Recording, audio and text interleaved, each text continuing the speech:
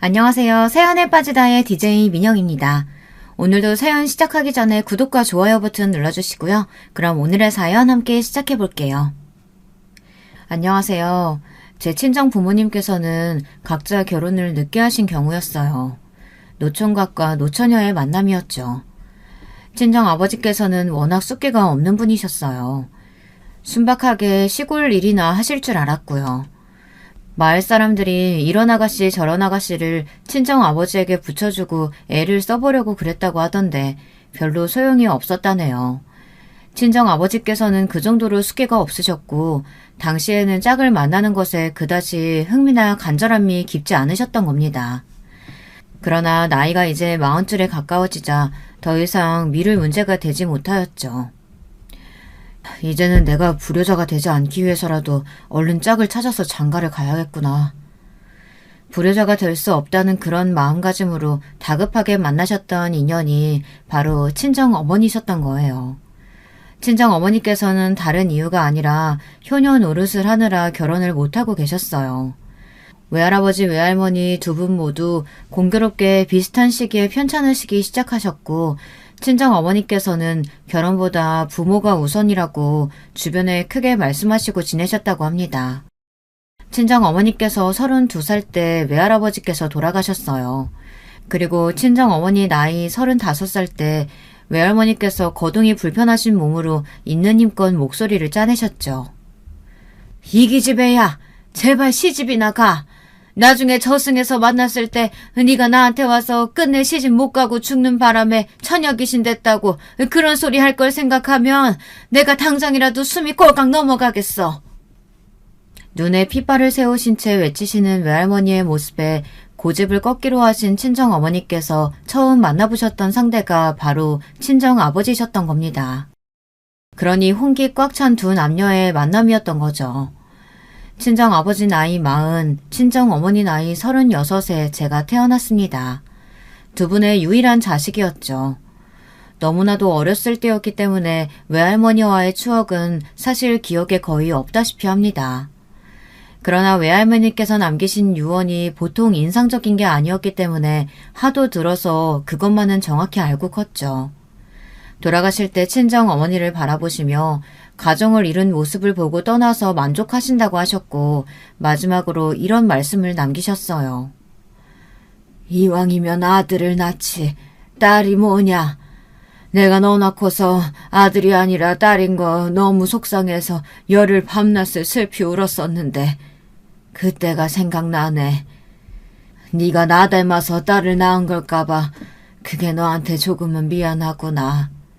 하필 애가 너 안 닮고 최서방도 안 닮고 나를 닮아서 벌써부터 얼굴이 못난 것도 내가 마찬가지로 조금은 미안하다. 에휴, 이런 옌병할 인생. 그리고 숨을 거두셨죠. 예사롭지 않은 마지막 말씀에 임종을 지켜보던 모두가 여러 가지로 복잡한 심경으로 숙연했다고 합니다. 어렸던 저는 자라면서 자꾸 거울을 들여다보는 습관이 생겼어요. 제가 정말로 못난 얼굴인지 아닌지 많은 고심을 했었어요. 그 시절 학교에 학급마다 학생들이 좀 많았어야죠. 아주 바글바글했기 때문에 제가 어느 정도 못났는지 가늠하기가 어려웠습니다. 다만 한 가지, 친구들과 비교해서 제가 알아낼 수 있었던 점 한 가지는 저보다 나이 많은 부모님을 둔 사람은 없었다는 거예요. 제 옆자리 친구는 자기 부모님하고 나이 차이가 20살밖에 안 난다고 하기도 했습니다. 뭐? 20살 차이라고? 나는 우리 어머니하고 35대 차이 나는데. 그럼 내가 더 이겼다, 그치? 20보다는 35이 숫자가 크잖아. 35? 그럼 너는 부모님 나이가 그렇게 많아? 잘못한 거 아니야? 잘못 알았다니. 정확히 알고 있어. 그리고 우리 아버지는 숫자가 더 커. 나하고 39이나 차이 나는걸? 자, 그러면 내가 완전 확실히 더 이겼지? 저는 그런 계산을 마친 뒤 신이 나서 떠들었고 옆자리 친구는 세상에나 라고 외치는 표정이 되어 멍하게 저를 보고 있었습니다. 시끄러운 반응은 뒷자리에서 나왔었죠. 뒷자리에서 제 목소리를 들었던 친구들이 곧 이렇게 떠들기 시작했어요. 최숙희네 부모님은 나이가 엄청 많대. 얘들아, 채숙이 엄마는 사실 엄마가 아니라 할머니래. 왜냐면 나이가 되게 많거든. 깐죽거리면서 그런 소리를 동네방네 떠들고 다녔습니다. 애들은 군중심리라는 게 강하잖아요. 때마다 금세 귀가 팔랑거리며 동요하기 쉽고요. 그러니 다들 금세 저를 꼬부랑 할머니 할아버지의 딸이라고 부르며 놀려대기 시작했습니다. 참나 기가 막힌 일이었죠. 요즘 세상에는 나이가 어떻든 간에 결혼해서 자식을 낳기만 하는 것으로도 애국자 소리를 듣는 세상인데요. 그쵸. 몇십 년 만에 세상 사는 풍경이 이렇게나 달라졌구나 싶네요. 하여튼 당시에도 저는 그것들이 아주 유치하고 못돼 먹었다고 생각했습니다. 무시를 하면 재미가 없어서라도 그만두겠지 싶었는데 그것들이 만만치는 않았었죠. 며칠을 참았는데도 자꾸만 저에게 놀려댔어요. 너희들은 지겹지도 않아? 왜 자꾸 그래? 계속 나 놀리면 내가 확 때려버릴 거야? 꼬부랑 할머니 할아버지한테 태어난 최숙희 주먹은 하나도 안 매울 거야. 다 늙어 빠진 주먹이겠지. 제가 경고를 했음에도 깐죽거렸어요. 그래서 저는 그 녀석의 코를 주먹으로 때렸습니다. 정통으로 한 대 맞은 그 녀석은 코를 부여잡은 채 교실 바닥을 굴려다녔죠. 엉엉 우는 소리와 함께요. 이를 지켜본 다른 친구들이 제가 코피를 안 터지게 하면서도 코를 때리는 기술을 가지고 있다며 놀란 목소리로 수군거렸습니다. 저는 그런 기술 따위를 연마한 적이 없었지만 지금은 오해가 달가운 때라고 여겼기에 보란듯이 꽉 쥔 주먹을 치켜 올렸어요. 저를 놀리는 것에 앞장섰으며 자신의 단짝이 저에게 맞고 나가 떨어진 것을 지켜보던 어떤 녀석의 얼굴은 그러자 사색이 되었습니다. 너도 때려줄까? 그동안 미안했다고 사과하지 않으면 나는 너도 때릴 거야. 아니야. 때려줄 필요 없어. 그러니까 그동안 미안했어. 우리가 잘못했어, 최숙희. 다시는 안 그럴게. 저는 비장한 미소로 고개를 끄덕이며 용서한다는 선언을 해주었고 그러다 지켜보던 친구들이 홀린 듯한 얼굴들로 어느새 박수를 쳐주고 있었습니다. 한동안 놀림을 당하며 지냈던 저는 그 사건으로 인하여 오히려 학급에 실세로 등극하고 말았어요. 그것이 저는 부담스럽지 않았고 약간은 즐기기도 하였던 듯 싶어요. 저는 그런 아이였습니다. 모든 아이들이 심한 놀림을 당한다고 하여서 저처럼 그런 보복을 하는 것은 아니라는 걸 안 것은 시간이 좀 더 흐른 뒤였죠. 남들보다 꽤 늦은 나이에 결혼해서 낳은 데다가 혼자 외동이니 여러모로 걱정이 많았는데 우리 스키가 이렇게나 씩씩하게 잘 자라줘서 얼마나 다행인지 몰라. 친정 어머니께서 그렇게 말씀하셨을 때 듣고 있던 모두가 동의를 표하였습니다. 집안의 모든 친척분들이 그러셨는데 제가 커갈수록 당최 누구를 닮아서 성격이 그토록 대범하고 거침이 없고 독특한 건지 의문이라고 입을 모으셨어요. 스키 쟤는 애가 얼핏 보면 마냥 착하고 순한 것 같은데 그건 또 아니란 말이지. 어느샌가 그건 연막이었던 듯 갑자기 발톱을 드러내는 성격이야. 저런 애가 집안에 있었나 싶네. 아휴, 거참 희한해. 저는 그런 소리를 친가 쪽 친척들로부터 주로 들었었는데 몇 없는 외가 쪽 친척들도 저에게 그런 소리를 종종 던진 바 있었으므로 저는 자연스레 이런 물음을 달게 되었어요. 아무도 안 닮았으면 그럼 저는 어디선가 밖에서 주워온 자식이겠네요? 그런 소리마저도 아주 명랑하게 했었죠. 그래서인지 들으시던 어른들은 모두 너털웃음을 떠뜨리고 마셨지만 어느 날 친정 어머니께서는 진지한 얼굴로 저에게 조용히 말씀해 주셨습니다. 스키야, 너는 기억이 없어서 잘 모르겠지만 너는 네 외할머니를 닮았어. 아주 많이 닮았단다. 그러니까 그냥 그런 줄 알면 돼. 절대 주워온 거 아니야. 몹시 진지해 보이는 친정어머니의 얼굴을 들여다본 뒤 저는 그것이 사실이라는 생각을 마쳤고 그 이후로는 제가 주워온 자식일 거라는 농담을 하지 않게 되었어요. 더 자랄수록 제가 돌아가신 외할머니와 닮았다는 것은 스스로 체감하게 되었죠. 제가 중학교를 여자들만 있는 곳으로 가게 되었거든요. 그때 깨달았어요. 나는 전혀 안 예쁘게 생겼구나. 심지어는 조금 못생긴 것 같아. 이럴 수가. 그런데 사진 속에 남아있는 외할머니의 모습이 솔직히 말해서 고운 미인의 얼굴은 아니었거든요. 좋게 표현해서 심지 고다 보이는 얼굴이었죠. 그런데 제 얼굴에서 그런 인상이 보였습니다. 성인이 되어봤자, 한껏 꾸미고 다닐 나이의 아가씨가 되어봤자 그때 제 얼굴은 외할머니와 더 빼닮도록 완성되어 있을 거란 생각에 좌절하고 말았어요. 제 미래에 대한 기대가 되지 않았습니다. 전에 없이 우울하게 어깨를 축 늘어뜨리고 다니는 바람에 모두가 이상하게 쳐다봤어요. 그러면서도 사춘기 소녀의 고충이라고 생각하고 다들 쉽게 넘겼죠. 단 한 사람, 친정 아버지를 제외하고서요. 수키야, 너 좋아하는 사람 생겨서 그러는 거야? 아니요, 그런 건 아니에요, 아버지. 저를 좋아하는 사람이 지금도 없고 앞으로도 없을 것 같아서 그것 때문에 살짝 슬픈 것 뿐이에요.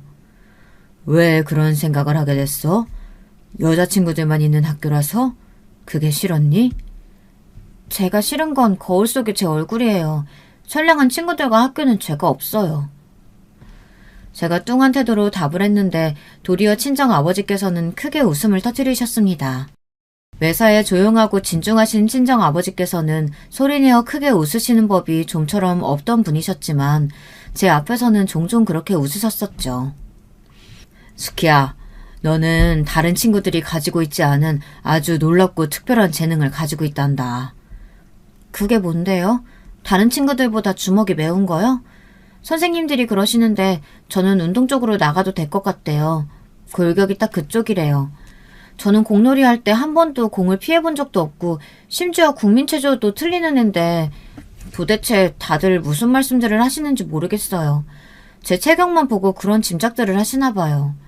얼굴도 못났는데 몸까지 쓸데없이 건장해서 싫어요. 저는 제가 싫어지는 중이고 이런 재능은 필요 없다고 생각해요. 그게 아니야. 수키, 너의 재능은 바로 나를 웃게 하는 거란다. 친정 아버지의 대답에 머리가 멍해졌었죠. 저도 모르게 하마터면 아버지가 뭔데요? 라고 페르나 같은 느낌의 반문을 던질 뻔했습니다. 그러는 대신 침묵을 택한 건 지금 생각해도 아주 탁월한 선택이었다고 여겨지네요. 친정 아버지께서는 다정한 손길로 제 머리를 쓰다듬어 주시며 말씀을 이어가셨어요.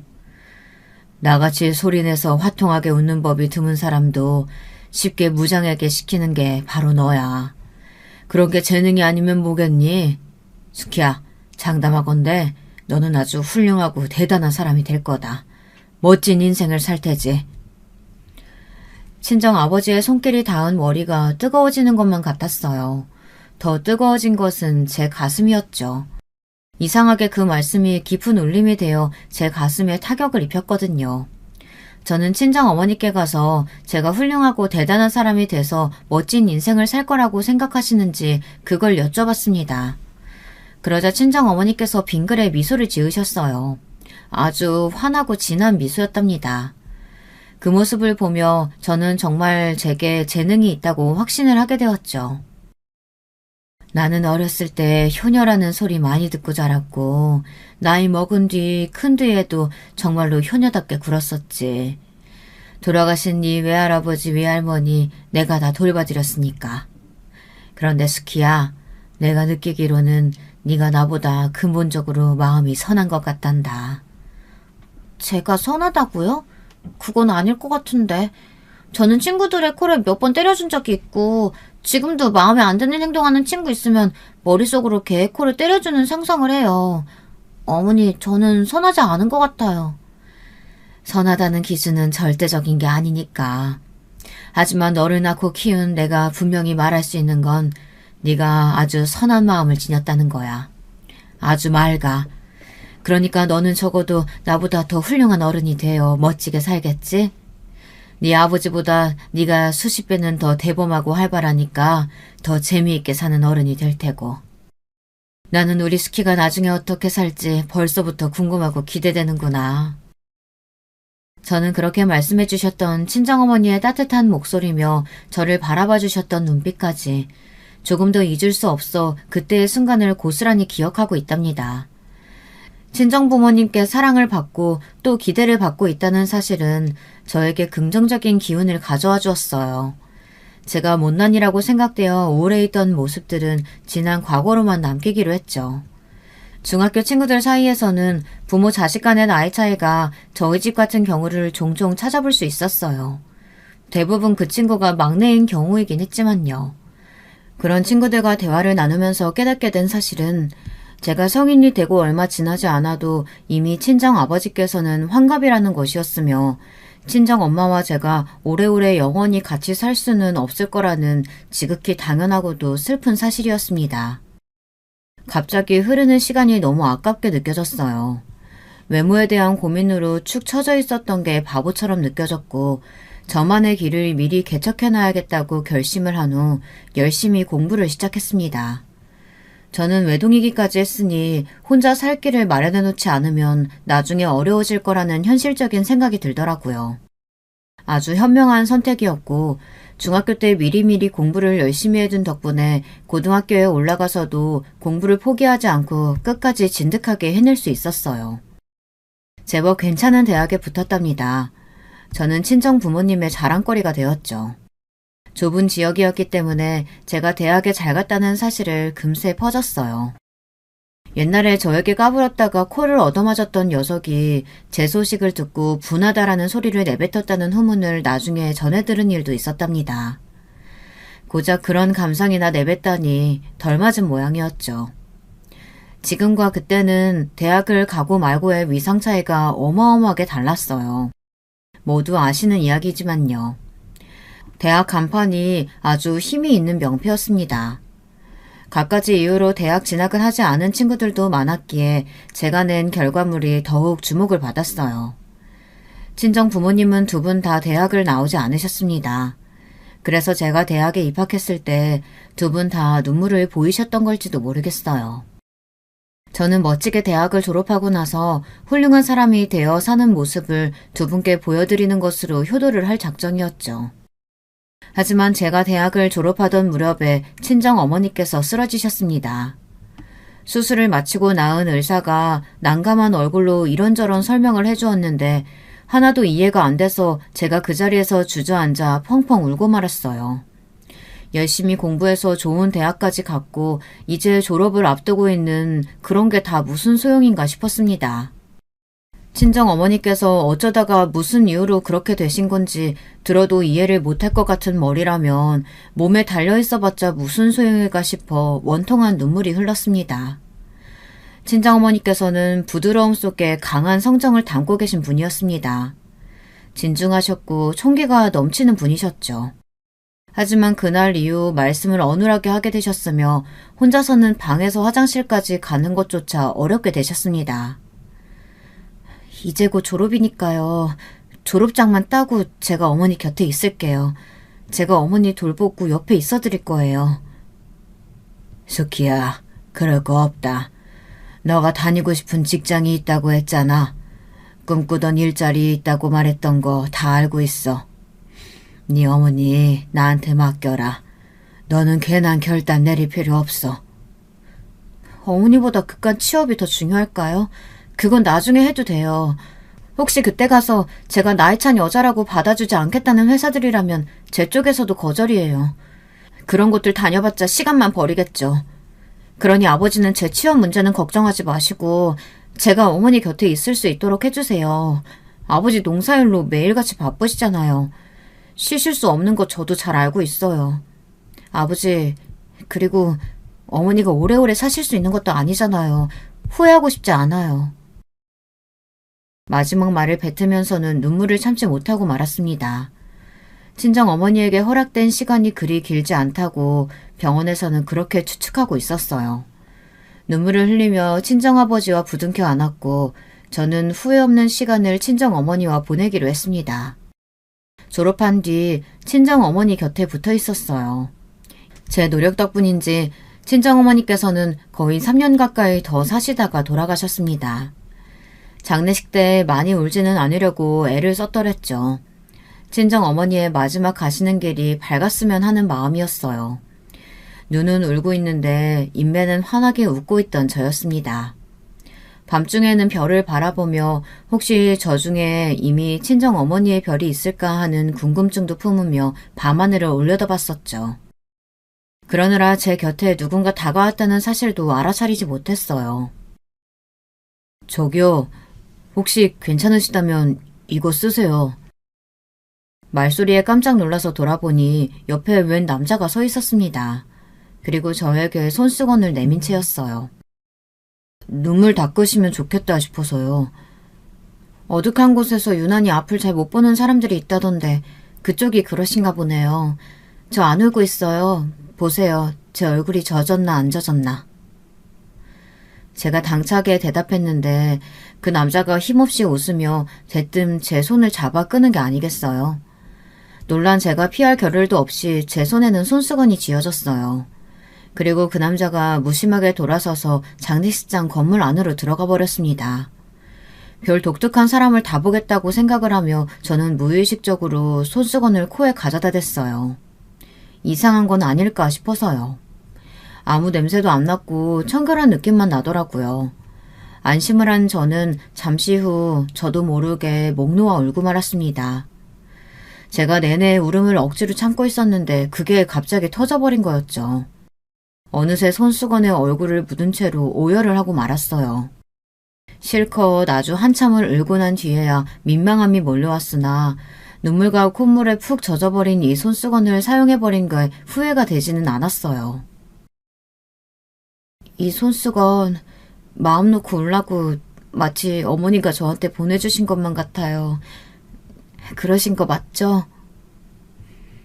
제가 울기 일보 직전이었다는 것을 알아차린 그 남자는 친정어머니가 보내주신 게 틀림없었습니다. 그렇게 믿었어요. 덕분에 조금은 덜 무거운 마음으로 친정어머니의 장례를 끝마칠 수 있었습니다. 몇 달 뒤 저는 취업을 해서 직장을 다니고 있던 상태였죠. 원래 대학교 졸업을 앞두고 있었을 당시에 목표로 했던 것보다는 솔직히 조금 못한 곳이었지만 저는 만족했어요. 제가 만족하자 친정아버지께서도 만족해 하셨고요. 예전보다 규모가 많이 줄었지만 여전히 농사를 지으시며 그렇게 지내셨습니다. 도시 생활은 화려하기도 했지만 그만큼 화려한 불빛 뒤에 감춰진 쓸쓸함이 있었어요. 그런 저에게 통화할 때마다 들려오는 친정아버지의 목소리는 포근한 시골 내음을 제 코끝에 가져와주는 마법이었습니다. 이제 만약 친정아버지마저 돌아가신다면 그때는 어찌해야 하나 이런 막막함이 제 안에 있었죠. 저는 친정아버지와 나이 차이가 많이 났으니까요. 그러면서 진지하게 제 가정을 꾸리는 것에 고민을 하게 되었습니다. 혼자서 열심히 제 일상을 꾸려가는 것에만 치중하는 것에 익숙했기 때문에 결혼이라는 문제는 많이 낯설게 느껴졌죠. 하지만 친정아버지가 돌아가신 이유를 상상해보니 세상에 혼자 남겨진 기분이 들 제가 너무 외롭게 여겨졌어요. 그런데 친정아버지도 비슷한 생각을 내내 하신 모양이었습니다. 스키야, 너도 이제 어느새 홍기가 찰 대로 찼잖니. 30 넘기기 전에는 꼭 시집 갈 거지? 30 넘기면 어떻고 40 넘기면 뭐 어때요? 저는 아직 별로 그렇게 생각 없어요. 언제까지 그렇게 생각 없지는 않을 테고 모든 일에도 때가 있는 법이다. 뒤늦게 네가 후회하는 일이 생길 수도 있어. 그러니 더 나이 먹기 전에 네 인연 찾아봐라. 이건 내 욕심이기도 하고 네가 걱정돼서 그러는 것이기도 해.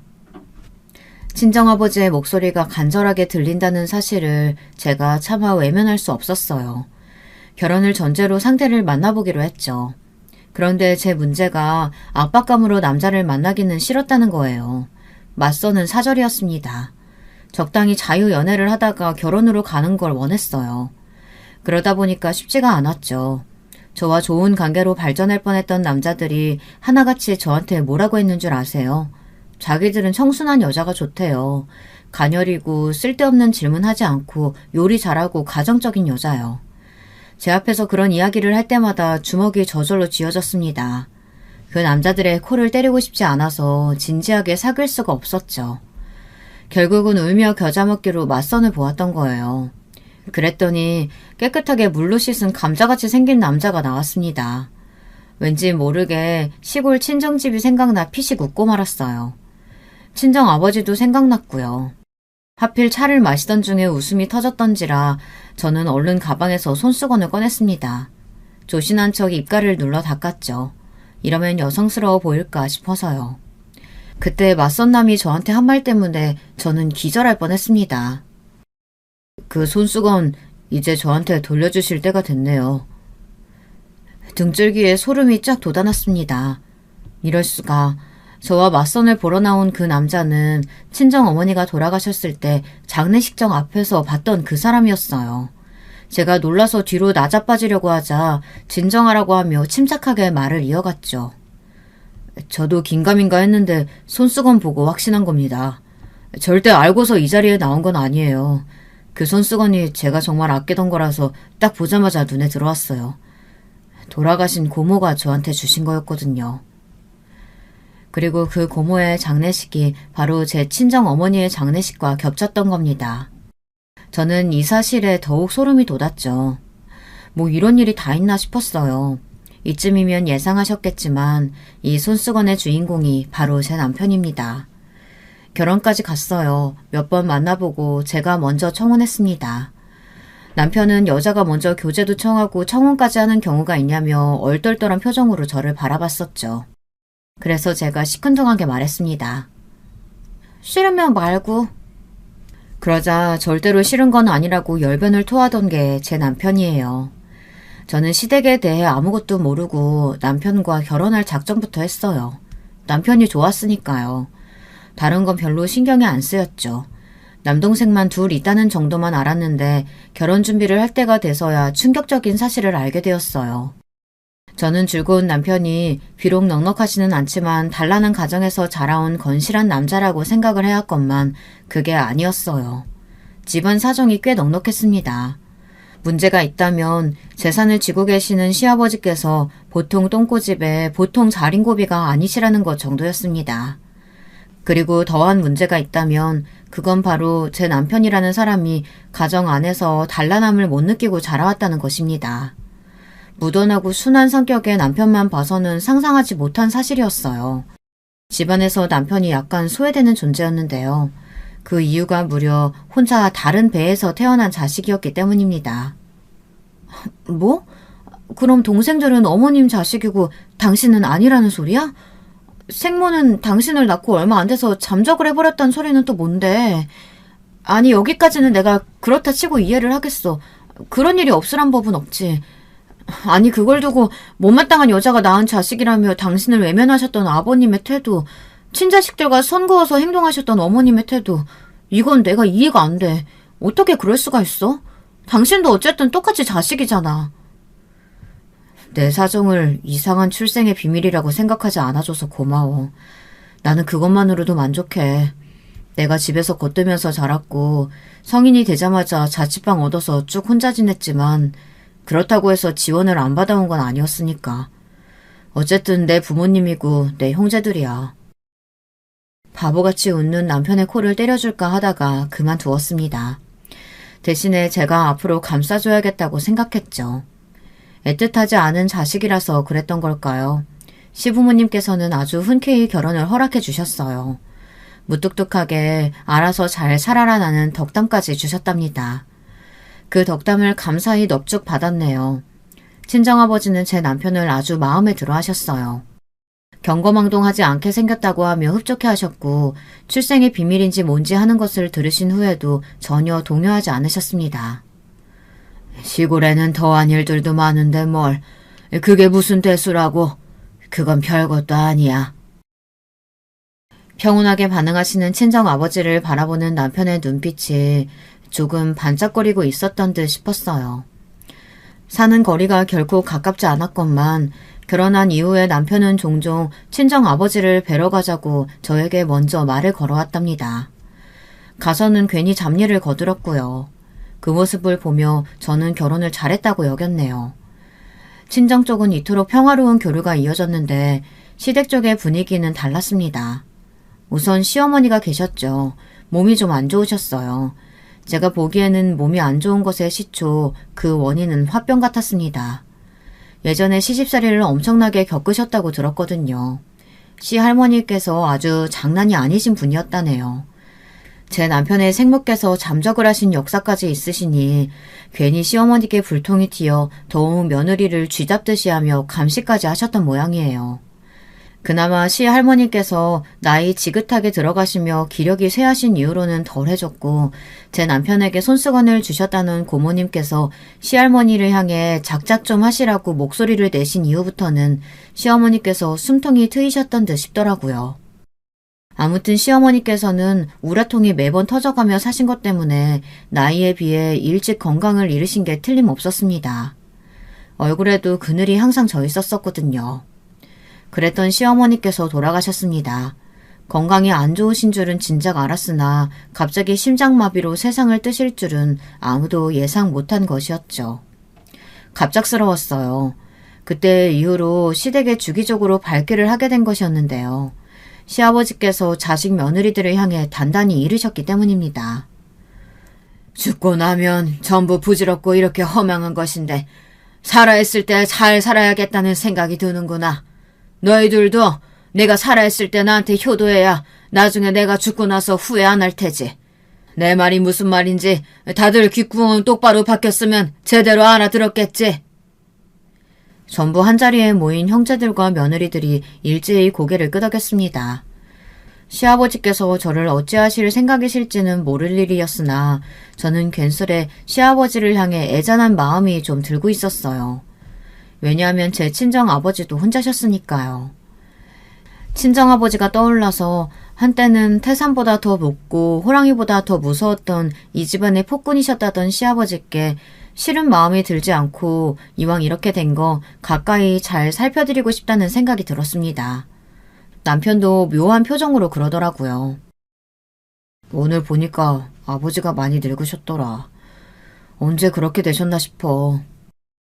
나는 아까 아버님이 짠하다는 생각이 좀 들더라고. 근데 당신은 혹시 마음 한구석에 아버님이 믿거나 그러지는 않아? 당신 입장에서는 그럴 수도 있잖아. 충분히 그렇지. 아니, 전에도 말했지만 나는 아버지한테 미운 감정 없어. 돌아가신 어머니한테도 마찬가지야.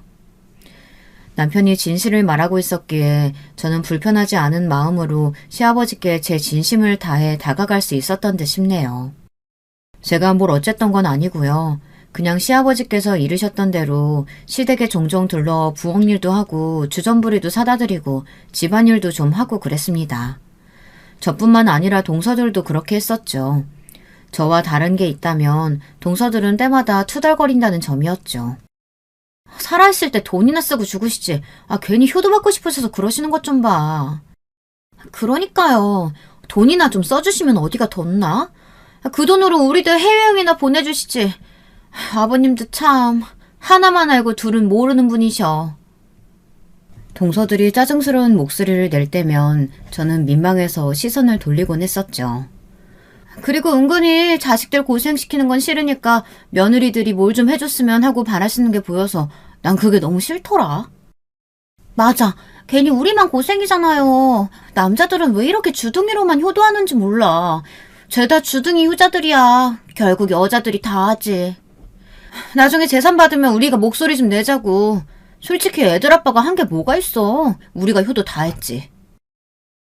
동서들은 1살 차이, 그런데 학년은 같았으니 결국 동갑이었어요. 둘이 동서지간이라기보다는 쿵짝이 잘 맞는 친구 사이처럼 보였습니다. 둘 다 성향이 비슷했어요. 서로 하는 이야기라고는 들어보면 화장품 이야기나 연예인 얘기 이런 것들이었죠. 저는 두 사람의 신랄한 대화를 가만히 듣고 있다가 조용히 끼어들었습니다. 오늘따라 둘 다 말이 너무 많다. 아버님이 외출하셔서 안 계신다고 해도 그렇지. 너무들 하네. 둘 다 아버님이 빨리 돌아가셨으면 하고 바라는 것 같아서 나는 마음이 좀 그렇네. 누가 그렇대요? 노인네 죽고 사는 문제에 큰 관심 없어요. 전부 돈 때문에 그렇죠. 재산이요. 그래요. 재산이 얼마 있는지 자식들도 정확히 모르니까요. 아버님도 대단하신 분이에요, 정말. 어느 정도는 있겠지. 이런 예상만 할 뿐이죠. 근데 그게 꽤 큰 돈이라서요. 어차피 형님은 마음 놓고 계셔도 되겠어요? 둘째 동서가 의미심장한 웃음을 지으며 저에게 그렇게 물었고 셋째 동서도 따라서 피식 웃었습니다. 저는 조금도 웃지 않고 반문을 했죠. 내가? 왜? 왜기는요. 아주버님이 그렇고 그러신 분이잖아요. 그렇고 그러신 분이라는 게 어떤 분인데? 나는 모르겠네. 참나, 혼자 피가 다르잖아요, 아주버님만. 다르기는 뭐가 달라. 내 남편도 아버님 아들이야. 장남이라고. 어머, 갑자기 웬 장남 타령? 형님도 결국 본심을 이렇게 드러내시네. 어이없어. 그래봤자 태어난 배가 다르다고요. 아버님은 장남이 있는 듯 마는 듯 그렇게 구시는 분이고요. 형님이 열심히 노력하셔봤자 어쩔 수 없는 부분이죠. 재산 위에서 발버둥 치시겠다면 뭐 그것까지는 말리지 않겠지만요. 둘째 동서가 깐죽거리며 말을 했고 그 옆에서 셋째 동서가 입술과 어깨를 동시에 움찔움찔하면서 재미있어 죽겠다는 표시를 내고 있었습니다. 그래서 저는 어쩔 수 없이 둘째 동서의 코를 한 대 치고 말았습니다. 내 코! 나 지금 코피 나는 거 아니야? 아파! 살짝만 쳐도 자지러지는 부위라는 걸 저는 알고 있었죠. 제가 태연하게 가만히 있자 그런 저를 보며 셋째 동서는 사색이 되었습니다. 저를 완전히 미친년 보듯 바라보더라고요. 그때 시아버지께서 오셨어요. 이게 다 무슨 소란이냐? 아버님, 마침 잘 오셨어요. 형님이 저 때렸어요. 주먹으로 제 얼굴을 막 치셨어요. 아무래도 코가 부러진 것 같아요. 둘째 동서가 징징거렸고 셋째 동서가 추임새를 넣었습니다. 즉시 시아버지께서는 저를 노려보셨어요. 부창부수로구만. 동생들에게 모범을 못 보이며 평생 유약하게 군 놈이나 자기 손 아래 사람이나 때리며 망나니처럼 구는 년이나 아주 잘난 한 쌍이야. 눈을 부라리며 그렇게 호통을 치셨고 동서들은 어느새 저를 향해 통쾌하다는 눈빛을 보내고 있었어요. 제가 태연하게 대답했습니다. 아닌데요. 저는 동서 때린 적 없어요. 뭐?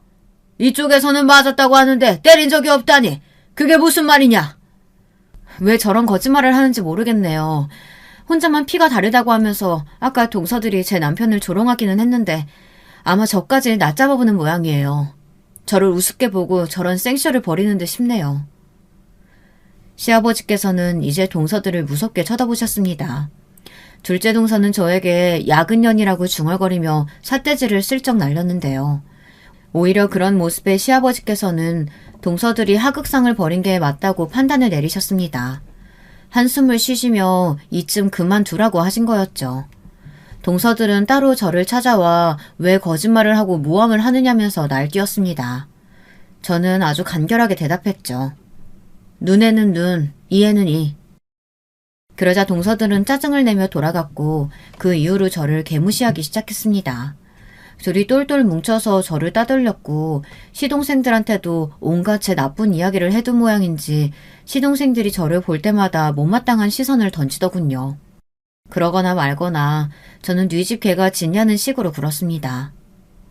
왜 저렇게 기가 안 죽어? 짜증나게. 뭐 저런 게 다 있어. 면전에서 대놓고 쪽쫓다가는 그 주먹으로 한 대 맞을 것 같아서 그러지도 못하겠고. 답답해 죽겠네. 그 얄미운 년 엿먹일 방법 없을까? 둘이 그런 식으로 제 욕을 하며 궁시렁거리는 걸 제가 몇 번이나 목격했으나 그냥 모른 척했습니다. 피곤해서요. 그렇게 지내던 어느 날 시아버지께서 등산을 나가셨다가 크게 부상을 당하셨어요. 인지 능력이 많이 떨어졌고 혼자서 거동도 어렵게 되셨습니다. 한순간의 일이었기 때문에 모두가 말문이 막혀버렸죠. 그도 잠시 상황 파악을 마친 뒤 시설에 모이자는 이야기도 나왔다가 오래 못 사실 것 같으니까 대충 모시고 재산이나 얼른 받자는 이야기도 나왔다가 아주 난리도 아니었어요. 저는 남편이 시설의 시자도 재산의 제자도 입에서 꺼내지 않았다는 사실을 알아차렸습니다. 당신의 건강이 허락하는 난 농사일을 계속 열심히 해서 욕심내서 이어가고 싶다던 며칠 전에 친정아버지 목소리도 떠올랐습니다. 저도 모르게 정신을 차리고 보니 시아버지를 돌보고 있더라고요. 당신이 이런 처지가 되었다는 사실에 우울해하시는 시아버지의 곁에 제가 있어드렸습니다. 남편이 저한테 그러라고 아무런 압박도 가하지 않았어요. 말 한마디에 얹은 적 없었죠. 그런데 그냥 제 마음이 그렇게 하고 싶었습니다. 거동이 어려운 남자 노인을 제가 열과 성을 다해 돌보는 일이 결코 쉽지 않았죠. 게다가 저도 제 생활이라는 게 있었으니까요. 제 영역, 제 시간을 시아버지께 내어드려야만 가능한 일이었습니다. 제가 전적으로 희생을 하는 거였어요. 그럼에도 시아버지를 보살펴 드리는 제 손길이 멈추지는 않더라고요. 이상한 일이었죠. 저는 제가 스스로 좋은 사람은 아니라고 생각해 왔었거든요. 나쁜 사람은 아니지만 그렇다고 좋은 것도 아닌 사람요. 네가 이런 수작 부려봐도 내가 미리 재산을 넘기는 일은 없을 거다. 착각 마라. 그렇게 하시든지 말든지 마음대로 하세요. 아버님 재산이니 아버님 마음이죠. 하지만 시아버지의 출출거림에도 발끈하지 않고 그냥 시큰둥하게 답하며 식사를 마저 차리는 제 모습을 보고 있자니 돌아가신 친정어머니의 말씀이 맞았다는 생각이 들더군요. 제가 어느 정도는 근본적으로 선한 사람인 듯 싶었어요. 선하다고 잘난 척하기 위해 시아버지를 돌본 건 아니었죠. 재산 욕심으로 시작한 것도 아니었고요. 하지만 저를 향한 눈길들은 곱지 못했습니다. 진짜 독하다. 얼마나 재산이 탐나면 저럴까? 처음 1년 정도만 하고 그만두겠지 싶었는데 벌써 5년이 넘어가네. 웬일이야? 근데 나는 하라고 해도 못할 것 같아. 이제는 아버님 똥기저귀까지 갈아드려야 되는데 그걸 어떻게 해? 역겨워라. 동서들이 그렇게 수근거리는 걸 몇 번이고 들은 바 있었죠. 몸이 안 좋으니 예민하게 날이 서 있는 시아버지께 억울하게 모진 소리를 듣는 일도 있었습니다. 그럴 때면 내가 왜 이러고 있나 싶기도 했어요. 하지만 제가 아니면 시아버지께서 시설에 들어가셔야 했기 때문에 차마 놓을 수가 없었습니다. 친정어머니가 돌아가시던 무렵을 떠올리며 매번 힘을 냈죠. 이니 밝혀버린 그 생활이 장장 10년간 이어질 줄은 몰랐어요. 10년 만에 시아버지께서 돌아가셨는데 정말 유감스럽게도 저희 부부에게 떨어진 재산이 1천만 원이었습니다. 그리고 시동생들 부부에게 떨어진 재산은 각각 2억이 넘는 돈이었어요. 나몰라라한 자식들 부부에게는 억소리 나는 재산을, 10년간 헌신한 자식 부부에게는 고작 1,000만 원을, 그렇게 자식들에게 갈 재산을 정리하고 떠내신 시아버지가 처음으로 미치도록 원망스러웠습니다. 사람이기 때문에 원망이 들 수밖에 없었어요. 형님, 저희들만 2억 받아서 어떡해요? 그러길래 저희가 그랬잖아요. 있는 듯 없는 듯한 자식에게는 장남이라고 할지라도 재산 안 주실 분이 아버님이시라고요. 10년이나 희생하셨는데 돈 못 받아서 어떡해요? 허송세월을 어떻게 보상받으시나? 꼴랑 2억 얼마씩 떨어져서 너무 화딱지가 나는데 형님 입장 생각하면 이것도 감지덕지인 것 같아서 갑자기 행복해지더라고요. 동서들이 저를 면전에서 비웃었습니다. 얄미워서 미칠 것 같았는데 코를 때려줄 힘이 그때는 없었어요. 인간적인 배신감, 실망감, 허탈함 이런 것들이 저를 온통 휘감고 있었습니다. 남편은 저에게 미안해하며 눈물을 흘렸죠. 저도 따라서 울다가 문득 손수건이 생각났어요. 저희 부부에게 소중한 그 손수건이요. 그 어떤 재산보다도 귀중한 거였죠. 돈은 있다가도 없는 것이니 괜히 마음 상해있지 말고 서로만 바라보며 앞으로 열심히 살자고 둘이 같이 손수건을 꼭 쥔 채로 결심했습니다. 친정아버지는 이제 농사를 짓기 어려워지셨고 편히 쉬면서 지내셨어요. 때때로 저희 집으로 올라와서 며칠씩 지내기도 하셨고요. 친정아버지가 남편을 무척 기특해 하시며 남편 또한 친정아버지를 원체 잘 따랐으니 때마다 화목한 웃음이 나왔습니다. 그렇게 살다 보니 시간이 흘러 어느덧 시아버지의 기일이 성큼 다가와 있었어요. 형님, 잘 지내셨죠? 아니, 못 지내셨나? 아무튼 곧 아버님 기일이잖아요. 형님은 챙기기 싫으실 것 같아서 충분히 그 의견 존중해 드린다고 그 말씀 드리고 싶어서 연락했어요. 까르르 웃길래 듣기 싫어서 전화를 끊어버렸는데요. 그날 아주 놀라운 일이 벌어졌어요. 예고 없이 누군가 손님이 찾아온 겁니다. 문을 열어준 저는 검은 양복을 차려입은 노신사를 제가 알고 있다는 생각이 들었어요. 일전에 몇 번 뵌 적이 있던 돌아가신 아버님의 친구분이셨어요. 아버님의 오래된 고향 친구분 맞으시죠? 장례식장에서 마지막으로 뵀던 것 같은데 여기는 어쩐 일이세요? 주소는 어떻게 하셨고요? 어떻게 알았겠나? 그 녀석이 알려주고 갔으니 알았지. 커피나 차는 됐어요. 오전에 한 잔 마셨으니 오늘은 더 이상 그런 걸 더 마시면 안 되겠어. 다 늙어 빠져서 이제 그런 거 한 잔 마시는 것도 생각을 잘 해야 되거든. 에휴, 나도 이제 갈 때가 된 거죠. 대체 어떤 용건으로 찾아오셨나 싶었어요. 그런데 그분이 손에 든 서류 가방을 여시더니 그 안에서 팔랑거리는 종이 몇 장을 꺼내시면서부터 놀라운 이야기가 펼쳐지기 시작했습니다. 그 녀석이 건물을 하나 가지고 있었는데 그게 강남이 있던 거라 가치가 말도 못하게 쏠쏠했거든.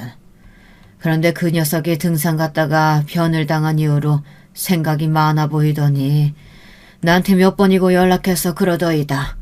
암만 생각해도 부동산은 장남 부부에게만 넘겨주고 싶다고. 제가 놀라서 입을 틀어막았죠. 이게 꿈인가 생시인가 싶었어요. 시아버지께서 그렇게 엄청난 건물 주셨고 그걸 내내 숨겨오셨다는 것도 놀라웠는데 돌아가시기 전에 치밀한 계획을 세우셔서 믿을 수 있는 중마고에게 그 건물을 넘겼다는 대목은 정말이지 놀라움을 넘어선 충격이었어요. 그리고 이제 그 건물을 저에게 넘기고 싶다며 찾아오신 그분 앞에서 제가 눈물을 흘리고 있었습니다. 건물 서류 사이에 시아버지께서 남기신 자필 편지가 있었어요. 당신이 어째서 장남을 대면다면하게 여기며 키우신 것인지 하는 그 이유와 제가 가식이 아닌 진심으로 당신을 돌보고 있음을 사실은 처음부터 알고 있었다고 하시며 고맙다는 인사를 적으신 그 편지를 보며 제가 울지 않을 수 있는 방법이란 없었습니다. 제 덕분에 가끔 웃을 수 있었다고, 그게 너무 고마웠다고 남기셨더라고요. 저는 무려 강남의 100억대 빌딩을 소유한 건물주가 되었어요. 남편이 난리를 치며 저 혼자 단독으로 그 건물을 가지는 게 맞다고 우기는 바람에 그렇게 되었답니다. 참나, 제가 어쩌다 이런 남자를 만났는지 모를 일이에요. 친정아버지를 영영 이쪽에서 모시고 싶었는데 시골을 오가며 지내는 게 훨씬 좋다고 하셔서 그 고집을 완전히 꺾는 데는 실패했네요. 이사를 가서 남편과 두 아이를 키우며 행복하게 잘 지냈죠. 시동생들, 동서들을 만난 건 그 다음번에 시아버지 기일 때였는데요. 신형 외제차를 몰고 온 저희 부부를 다들 멍청한 얼굴로 쳐다보았습니다. 역시나 둘째 동서가 대표로 입을 먼저 열었어요. 뭐 좋은 일 있으셨나 봐요? 있었지, 좋은 일. 당연히 아직 다들 몰랐겠구나. 나 건물주 됐는데. 강남의 노른자 땅에 있는 건물이야. 구경하러는 안 와도 돼. 그건 사양할게. 네? 그게 무슨 소리세요? 건물주? 강남? 왜 형님이 강남 건물주가 되신 건데요? 도대체 어떻게... 아버지한테 받았다. 왜? 어쩔래? 저는 그렇게 답한 후 남편을 보며 씩 웃었습니다. 아버지라는 대답에 모두 아리송한 표정이 되어 고개를 갸웃갸웃 하더군요. 시아버지께서 배후에 있었다는 사실을 시간이 좀 더 흘러선 다들 알게 되었고 그때는 모두가 피눈물을 줄줄 흘려대며 곡소리나게 울며 후회했지만 늦어도 너무 늦은 때였답니다. 자기들 형을 개무시했던 시동생들, 싸가지 없이 맹랑했던 동서들, 전부 설설 기며 제발 콩고물 한 줌이라도 받아보려고 저희 부부에게 오만 알랑방귀를 다 끼어댔어요. 징그러울 정도였죠. 제가 딱히 그 돈으로 친정을 호화롭게 만든 것도 아니고 남편은 사치와 거리가 멀고 이렇게 지내니 그들은 되려 더욱 열이 올라 화딱지가 나는 모양이었답니다. 아참, 시아버지께서 제 남편을 왜 대면대면에게 키우셨는지 그 이유를 공개하지 않았네요. 혹시 여러분이 짐작 가능하신 이유가 있을까요? 아마 정확히 맞히시는 분도 계실 것 같아요. 이 정도의 궁금증은 남긴 채로 이야기를 마무리해도 괜찮겠죠. 늘 재미있는 일만 가득하시길 바랍니다. 여러분, 두 번째 사연 시작하기 전에 좋아요, 구독 꼭 눌러주실 거죠? 그럼 두 번째 사연 바로 시작합니다. 안녕하세요. 저는 40대 후반 남자입니다.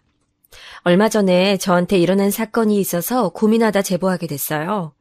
여러분들이 저라면 어떻게 행동하실지 알려주세요. 일단 이 얘기를 하려면 저에 대한 정보를 몇 가지 전제로 알고 계셔야 합니다. 그래야 제 마음이 더 이해가 가실 거예요. 전 지방에서도 아주 시골인 곳에서 위로 형 한 명, 누나 한 명이 있는 막둥이 막내 아들로 태어났습니다. 형이랑은 16살, 누나랑은 14살 차이가 나서 부모님이 제 또래 부모님보단 나이가 있으세요. 제가 태어나고 자란 고향은 지금도 인구가 5만이 되지 않는 아주 작은 곳입니다. 아주 작은 시골이고 서울을 가는 버스도 하루에 겨우 2대뿐이에요. 대형마트는 당연히 없고 편의시설도 제대로 되어 있지 않습니다. 지금도 이런데 제가 태어났을 때는 어땠겠어요? 전 사실 어린 시절을 생각하면 가슴이 아파서 떠오르는 것부터가 힘듭니다. 우리 집은 화장실도 없었고 부엌도 없었어요. 대문 같은 게 제대로 있지도 않던 불법으로 개조한 집이었습니다. 저는 형과 누나와 나이 차이가 나는 편이라 제가 초등학교에 들어갔을 땐 이미 둘은 집에서 독립했습니다.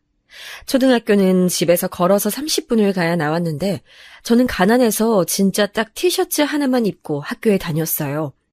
추우면 하나 있는 겉옷을 입었고 배가 고파도 먹을 게 없어서 물로 배를 채운 날도 수도 없이 많습니다. 사실 이렇게 살았던 이유는 바로 부모님이 정상적인 일을 하실 수 있는 분들이 아니라서 그래요. 어머니는 말을 못하시는 장애인이고 아버지는 공사장에서 일하다 크게 다쳐 거동이 불편해서 집에 누워만 계셔야 했습니다. 그러니 생계 유지가 힘들어서 어머니가 나가서 남의 밭일을 도와주고 삭슬 받아왔는데 그것도 말을 못하는 장애인이라 착취를 많이 당했어요. 일을 못하시는 분은 전혀 아닌데 억울해도 말을 할 수가 없으니 남들 일하는 것에 몇 배를 일하고 돈은 겨우 조금밖에 됐습니다. 형과 누나는 독립해서 나갔는데 이 얘기도 조금 해보자면 둘은 집과 연락을 끊은 상태라 도움을 받을 수가 없었어요. 그나마 착했던 이웃인 영자 할머니가 말씀해주신 이야기를 들어보면 형과 누나가 초등학생 때까지는 아버지가 일하셔서 우리 집이 평범했대요. 그런데 아버지가 형이 중학생 때 크게 다쳐서 누우시고 그때부터 집안이 기울기 시작했다고 합니다. 어머니가 바뀌셔도 아버지 병원비 때문에 일을 해도 빚이 늘어나는 후 결국 아버진 수술을 받지 못하셨대요. 형과 누나도 어렸으니 학교에 다녀야 하는데 학교에 다닐 돈도 없었다고 합니다. 형은 고등학교에 가고 싶었는데 현실적으로 하루 먹고 하루 사는 것도 힘들어서 빚만 늘어나는데 어떻게 가겠어요. 그런데 누나가 갑자기 중학교를 중퇴하더니 공장에 들어갔다고 합니다. 그러면서 종일 새벽부터 새벽까지 일해서 돈을 벌어와 그 돈으로 나머지 식구들이 살았다고 해요. 형은 누나 덕분에 고등학교에 갈 수 있었는데 누나가 공장에서 일하다 다치게 됐다고 합니다. 그래서 일을 나갈 수가 없었고 또 우리 집은 생계가 끊기게 됐죠. 그래서 결국 형까지 고등학교를 그만두게 됐고 그렇게 형은 집을 나가서 소식이 끊기게 되었습니다. 누나는 치료는 받았으나 형이 집을 나간 걸 보고 돈 100만 원을 두고 돈을 벌어 온다고 하고 나갔는데 행방을 모른다고 했어요. 이렇게 사지 멀쩡한 자식들이 있으니 부모님은 힘든 형편에도 국가에서 지원을 받을 수가 없었습니다. 아버지는 형과 누나를 욕하다가도 다른 날엔 이해한다고 하시고 또 다른 날엔 보고 싶다고 우시고 이런 행동을 반복하셨어요. 아버지는 거동이 불편하니까 집에만 계시니 정신도 이상해지셔서 헛소리도 많이 하셨는데 그래서 저는 집에 들어가기가 싫었습니다. 그렇다고 친구들과 어울린 것도 아니고 그냥 혼자 개울가에서 시간을 보냈어요. 왜냐하면 그 당시에 다 가난했어도 우리 집처럼 가난한 곳은 없었고 어머니가 장애인이고 아버지는 몸져 누워있으니 전 놀림의 대상이었습니다. 똑같이 가난해도 정도가 다르니까 친구들은 매번 저를 놀리고 자기들 노는데 같이 놀아주지 않았어요. 마을에서도 우리 집은 행사가 있어도 논외였고 서러운 점이 한두 개가 아니었습니다. 덕분에 어렸던 저는 꼭 성공해서 돈을 많이 벌어야겠다고 다짐하게 됐죠. 초등학교를 겨우 졸업하고 중학생이 되어 학교에 다니고 있던 어느 날이었습니다. 사실 중학교도 못 갈 뻔했는데 어머니가 죽어라 남의 집에서 일해서 돈을 마련해 보내주셨어요. 돈이 없어서 교복은 학교에서 남은 교복 하나를 줘서 몸에 맞지도 않는 큰 교복을 입고 다녔습니다. 가난해서 먹을 게 부족하니 몸집이 매우 작았거든요. 중학생이 되니 괴롭힘은 더 심해졌습니다. 차라리 몸이라도 컸으면 견뎠을 텐데 그러지도 못했어요. 매번 맞고 다니고 돈이 없어서 밥도 못 먹고 그러다 진지하게 자퇴해서 나라도 공장에 들어가 돈을 벌어야지 생각하고 있던 날이었어요. 집에 갔더니 익숙한 신발이 아니고 전혀 못 보던 신발이 하나가 놓여 있었습니다. 우리 집은 빚쟁이도 포기한 집이라 누가 찾아올 사람이 없는데 이상하다고 생각했어요. 그나마 우리를 챙겨주시는 영자 할머니가 신기에는 너무 화려한 빨간색 구두였거든요. 문을 열고 들어가니 누워 계신 아버지가 진짜 활짝 웃고 계셨습니다.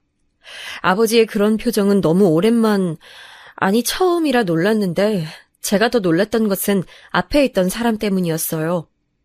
집에 있던 사람은 바로 제 친누나였습니다.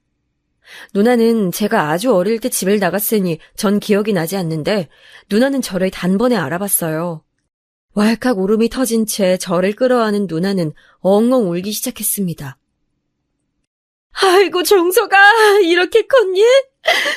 그동안 어떻게 지냈어? 누나가 늦게 와서 미안해. 저는 어안이 벙벙한 채 저를 잡고 우는 누나를 바라봤어요. 어머니는 누나가 드디어 왔다고 없는 살림에 고구마를 쪄서 꺼내오셨는데 누나는 눈물의 상봉을 마친 채 저에게 진지하게 말했습니다. 종서가 누나 결혼할 건데 누나네 집으로 와서 살아. 거기서 고등학교까지 졸업해. 응? 너 여기 있으면 엄마랑 아버지랑 너랑 셋 다 힘들어. 누나의 말을 듣고 부모님을 보니까 부모님도 누나 말에 동의했어요. 누나 말을 들어보니 매형이 그래도 우리 집처럼 가난한 집에서 태어난 사람은 아니라 저 정도는 충분히 학교에 보내줄 수 있을 것 같았습니다. 그래서 저는 바로 그 길로 누나를 따라갔는데 그때의 기억은 기억하고 싶지 않아요. 차라리 가난해도 부모님과 같이 살았던 때가 나았다고 느낄 정도로 최악이었습니다. 누나 말대로 매형은 꽤 여유로운 집의 사람은 맞았지만 그 돈을 가지고 유세를 떠는 사람이었어요. 더 최악인 것은 술을 너무 좋아해서 매일 술을 마셨고 술을 마시면 폭력적으로 사납게 변했습니다. 이상하게 술을 안 마시면 매형은 진짜 멀쩡해서 저를 데리고 고기도 먹으러 다녔는데 술만 들어가면 이상해져서 저는 밤이 오는 게 싫었어요. 길에서 시비를 걸어 싸운 적도 많고 집에 와서는 자꾸 물건을 던지고 창문을 깼습니다. 그릇도 몇 개가 깨지고 선풍기도 벽에 던져서 산산조각이 나곤 했어요. 매형이 늦게 들어오는 날에는 방문을 꼭 잠그고 일부러 자는 척을 했는데 그러면 방문을 두드리며 저에게 욕설을 내뱉기도 했습니다. 그래도 매형 덕분에 중학교를 다닐 수 있으니까 꾸역꾸역 버티며 살고 있었죠.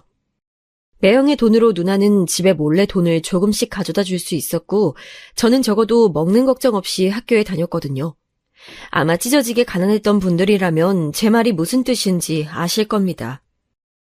학교를 돈 걱정 없이 다닐 수 있다는 건 엄청난 축복이거든요. 그래서 매형이 저래도 누나와 저는 제가 고등학교를 졸업할 때까지는 어떻게든 버티자고 하고 있던 어느 날이었습니다. 그날도 매형은 술을 마시고 집안 살림을 다 깨고 있었어요. 아무리 그래도 저나 누나에게 직접적인 폭력을 가하지는 않던 매형이라 그날도 문을 잠그고 억지로 귀를 막고 누워 있었는데 갑자기 누나가 처음 듣는 비명을 지르기 시작했습니다. 생각을 하기 전에 몸이 먼저 문을 열고 나갔는데 누나는 저를 보자마자 당장 방에 들어가라고 소리를 질렀어요. 종서가 들어가! 나오지 마! 왜 나왔어! 누나는 매형에게 멱살을 잡혀 있었고 매형은 진짜 말 그대로 눈이 돌아 있었습니다. 전 그 모습을 보고 그냥 그렇게 행동해야지 생각하고 그랬던 게 아니고 저절로 손이 옆에 있던 화분을 들었어요. 누나의 안 된다는 소리를 들으면서도 누나가 더 맞지 않게 매형의 머리를 화분으로 내리쳤습니다. 온 힘으로 내려친 덕분에 매형은 누나를 더 때릴 수가 없었는데 머리에서 피를 흘리기 시작했어요. 그걸 보고 누나는 저를 마구 때리며 원망했습니다. 왜 그랬어? 왜? 이 사람 때문에 네가 학교도 가는 건데 참아야지. 가난하면 원래 이런 거야. 억울해도 참아야지. 저는 누나의 울음 섞인 말을 지금도 잊지 못합니다. 누나는 엉엉 울며 저에게 이런 게 인생이라고 어쩔 수 없는 거라고 한탄을 했습니다.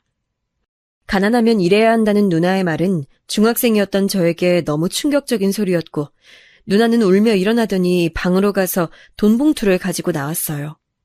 제 주머니에 억지로 봉투를 넣더니 당장 집에서 나가라고 했습니다. 종서가 나가서 네 인생 살아. 엄마랑 아버지도 부탁해. 누나가 너무 미안해. 누나가 상황 안정되면 꼭 다시 찾아갈게. 그렇게 누나의 집에서 쫓겨난 저는 어디 갈 곳이 없어 집으로 돌아가게 됐어요. 그때가 제가 16살이었는데 부모님은 돌아온 저를 보고 왜 왔냐고 물어보시고 화를 내셨습니다. 제가 돌아온 게 싫어서가 아니고 학교를 졸업하지 않고 돌아온 것에 화가 나신 거예요. 저는 그렇게 누나의 집에서 중학교 졸업을 코앞에 두고 집으로 오게 됐는데 공식적인 제 학교 생활은 그렇게 막을 내리게 됐습니다. 진짜 딱 몇 주만 지나면 졸업식이었는데 너무 아깝긴 했죠. 고등학교는 당연히 꿈도 꾸지 않았고 전 무작정 일을 시작했습니다. 우리 고향이 40분쯤 버스를 타고 가면 바다가 있는데 거기서 배를 타고 일했어요. 처음엔 너무 어리다고 거절한 선장들이 대다수였는데 그냥 막무가내로 배에 타서 간절하게 말했습니다. 제가 일하지 않으면 부모님이 죽는다고 하니까 제 눈빛이 마음에 든다고 어떤 사장님께서 저를 일하게 시켜주셨어요. 버스를 2번 갈아타서 가야 했는데 그 버스도 시간에 맞춰오는 편이 아니라 아예 버스 차고지까지 가서 타고 갔습니다. 그러다 보니 버스 회사 아저씨들과 안면을 트게 됐는데 제가 다른 건 몰라도 인사 하나는 잘했거든요. 아버지가 그냥 어딜 가도 인사는 하라고 키우셨는데 그 영향이 있어서 냅다 인사를 하고 다녔더니 그런 제가 안쓰럽다고 아저씨들이 저를 데리고 식당에 가서 밥을 사주시기도 했어요. 그렇게 배를 타서 고기잡이하며 돈을 버니까 우리 집의 생활 수준이 훨씬 나아졌습니다. 선장 아저씨가 어머니 가져다 드리라고 생선 1마리를 주시면 그걸 집에 들고 가서 아버지랑 나눠 먹었고 가끔 나름 돈이 생기면 우리를 도와주셨던 영자 할머니 집에 과일을 사서 놓기도 했었죠. 그러다 조금 여유가 생겨 하루는 누나네 집에 가봤는데 이미 누나는 이사 가고 없었어요. 옆집 아주머니에게 물어보니까 누나는 제가 떠나고 매일 주희가 떠나가라 싸웠다고 합니다. 사실 말이 싸운 거지 일방적으로 누나가 당한 게 아닐까요? 누나를 너무 찾고 싶었는데 이미 떠나버린 사람을 어디서 제가 찾을 수 있었겠어요. 지금처럼 다 큰 성인도 아니고 그래봤자 미성년자였으니까요. 그래서 저는 일단 성인이 되어 군대 가기 전까지 배를 타고 일했던 기억밖에 없습니다. 그게 유일하게 저를 살 수 있게 하는 방법이라 했던 일인데 사실 그것도 제가 어려서 힘이 넘치고 아무것도 모르니까 그렇게 일할 수 있었습니다. 지금은 돈을 많이 줘도 못할 텐데 절박하고 무지한 저한테는 그렇게라도 일하는 게 좋았죠.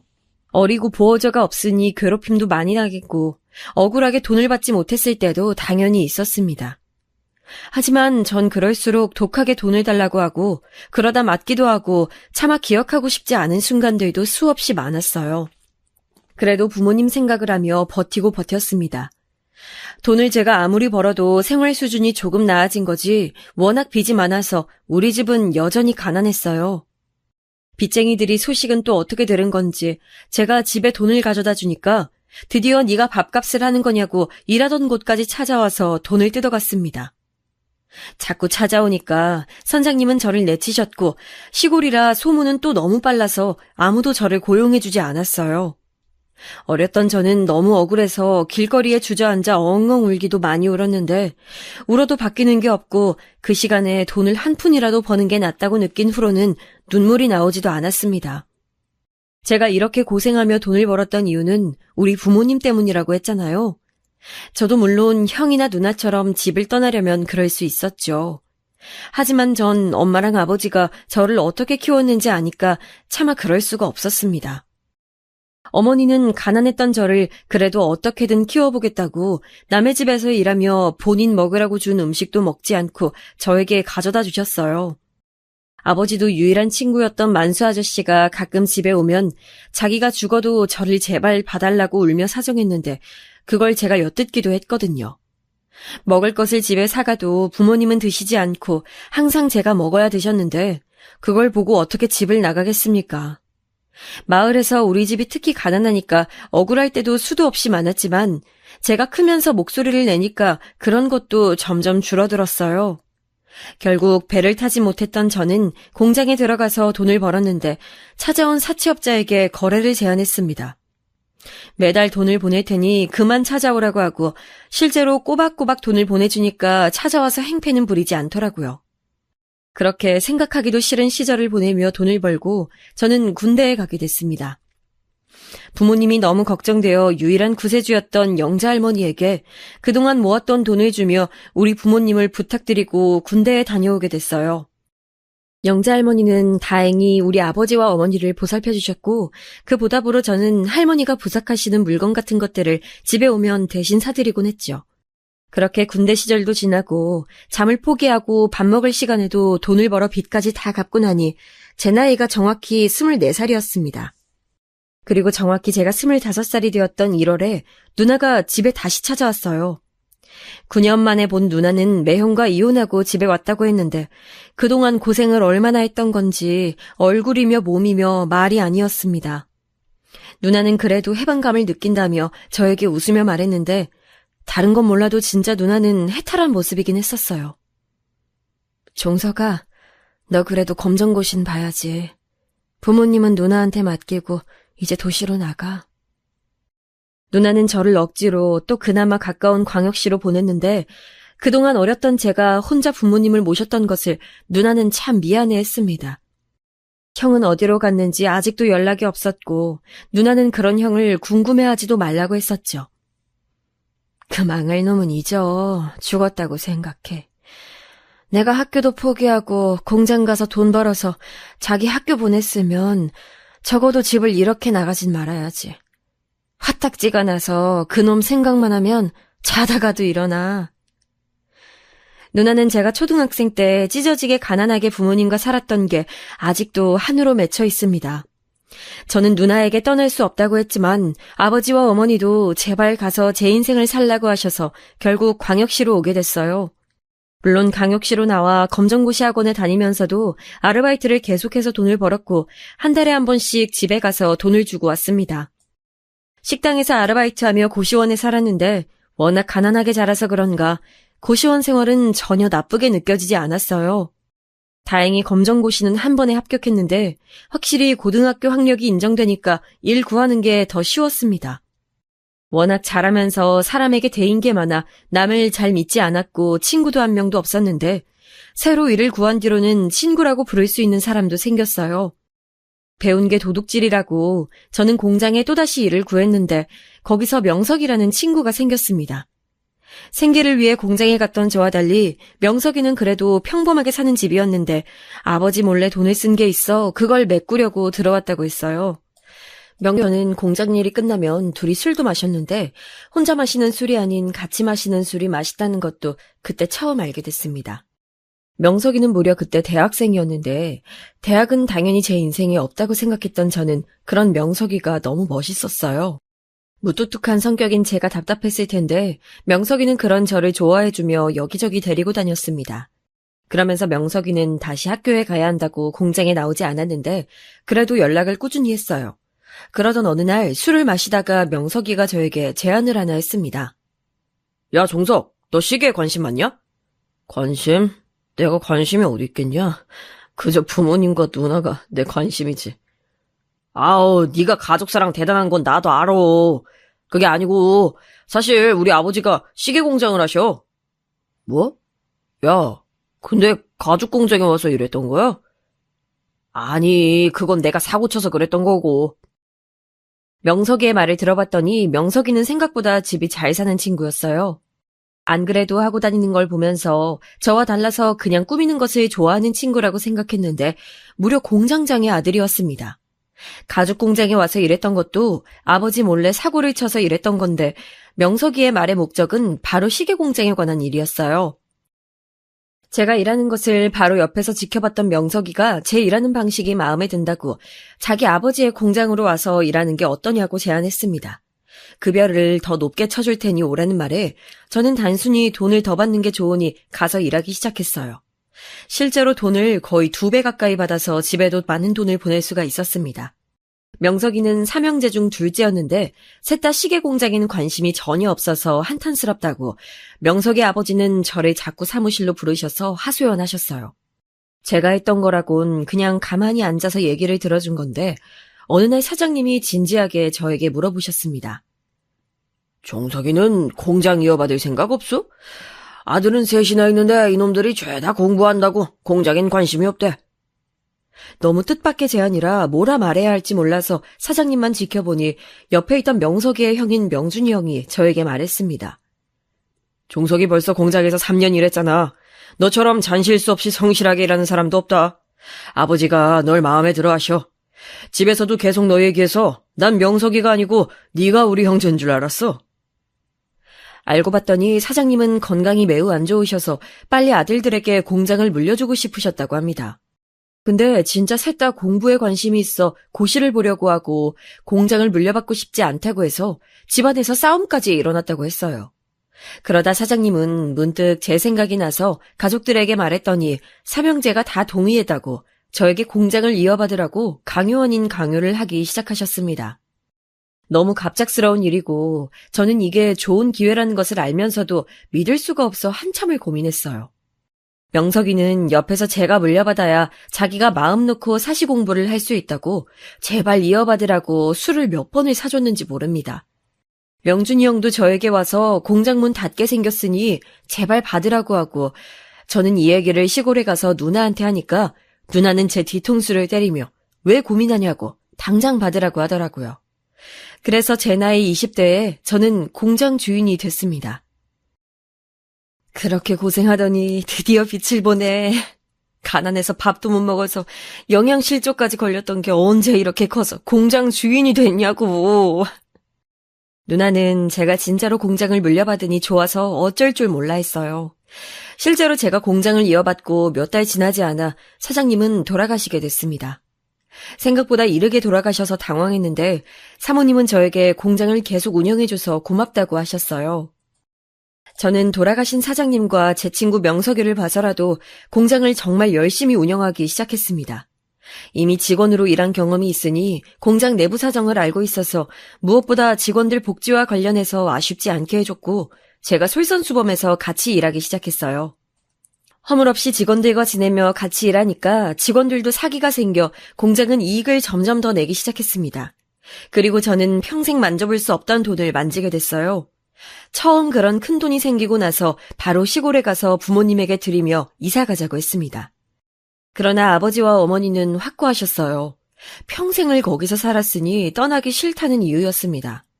그 당시에 저는 그런 부모님을 이해하지 못했는데 누나가 웃으면서 자기도 자꾸 집을 떠나도 오게 된다며 그동안 고생 많았다고 제 인생을 살라고 하더라고요.